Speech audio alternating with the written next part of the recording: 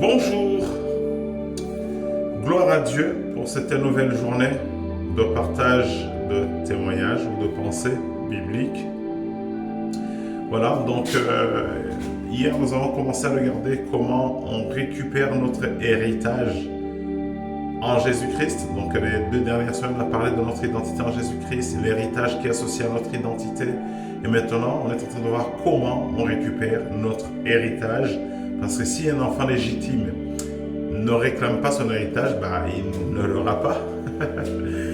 Donc nous avons vu hier, par la grâce de Dieu, que en fait l'héritage, ça se récupère par la prière. Et une prière qui est appuyée sur la parole de Dieu. Parce que Dieu exauce ce qu'il dit, il n'exauce pas ce que nous disons. Il veille sur sa parole pour l'exécuter, ce que nous avons vu Jérémie 1:12. Donc hier nous avons pu voir qu'il existe donc plusieurs types de prières via ce que Ephésiens 6:18 dit. Et on s'est intéressé à la prière hier, la prière de pétition, la prière de plaidoirie, où on s'appuie sur une parole pour en fait plaider notre cause auprès du juste et juge qui est Dieu. Et aujourd'hui, par la grâce de Dieu, on va regarder un type de prière, notre forme de prière qui est la prière de décret. Là, cette prière de décret, il s'agit en fait de parler à la montagne qui se dresse devant nous et parler sur la base de la parole de Dieu. Parce que la montagne qui se dresse, ce sont des esprits qui s'opposent à la manifestation de ce que Dieu a dit dans votre vie ou dans ma vie. Et en fait, ces montagnes ne quittent pas. Ce qu'ils craignent, c'est ce que Dieu dit, c'est pas ce que nous disons. Ça sert à rien en fait de se lamenter ou de parler sur notre situation. Il faut répéter ce que Dieu dit de notre situation.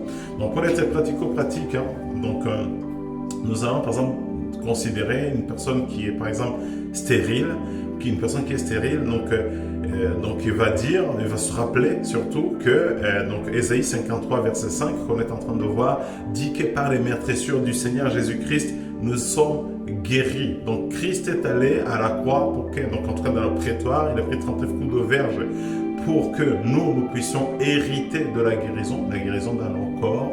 Donc cette personne va parler à la stérilité, va par exemple rappeler, remercier d'abord, d'ailleurs rendre grâce à Dieu pour Jésus-Christ, de ce qu'il est allé à la croix récupérer cet héritage, toujours l'attitude d'action de grâce, parce que cela est agréable à Dieu, et ensuite, donc dire à la montagne, toi stérilité, à cause du sang de Jésus qui a été versé pour moi, je déclare que tu n'as pas le droit de rester là, je proclame la vie dans mes entrailles, je proclame la naissance de mes enfants, et puis à force de faire cela, parce qu'il faut persévérer, ce n'est pas une seule prière qui chasse des entités sataniques qui sont là certainement depuis plusieurs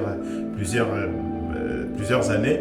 Donc ce n'est pas une seule prière en général qui les fait bouger, il faut persévérer, parler à la montagne si c'est la stérilité, si c'est, si c'est des limitations, si c'est une autre maladie. Donc en fait, parler à la montagne sur la base de ce que Dieu dit, donc ce qui est la vérité, et la montagne finit par être ébranlée, parce que la parole de Dieu, elle est puissante et efficace.